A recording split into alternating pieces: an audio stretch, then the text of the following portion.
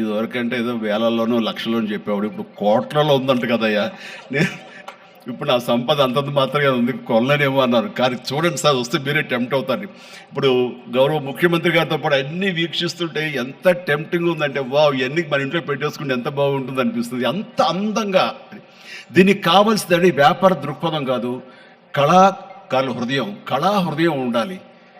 నా మటుకు నేను అతని ఒక కళాకారుడుగాను, ఒక ఆర్టిస్ట్గా చూస్తాను. నేను అంత తపన లేకపోతే, అంత ఇష్టం లేకపోతే సుదీర్ఘకాలం 24-25 ఇయర్స్ పాటు దీని మీద ఎక్స్పెరిమెంట్ చేస్తూ, ఎన్నో చోట్ల రీసెర్చ్ చేస్తూ, ఎక్కడెక్కడ ఏమేమి మొక్కలు దొరుకుతాయి, ఎక్కడెక్కడ ఈ శిలాకృతులు దొరుకుతాయి, ఆ శిలలు ఇక్కడ ఎలా తీసుకురావాలి అని దాని మీద అది దుర్భేద్యం అనుకోకుండా ఇది సాధ్యమే, ఇది మన ప్రాంతం వాళ్ళకి, మన హైదరాబాదుకి, మన స్టేట్కి అందం తీసుకొచ్చేది, మన దేశంలోనే గొప్పగా చెప్పినటువంటి గొప్ప పార్క్ అవుతుందని ఆయన మనసులో మెదిలిన ఆలోచన, ఆయన పడ్డ కష్టం, తీసుకున్న శ్రమ ఈ రోజున ఇక్కడ అద్భుతమైన కళాఖండంగా ఇన్ని ఎకరాల్లో చోటు చేసుకుందంటే కనుక నా భూతో నా భవిష్యత్తు.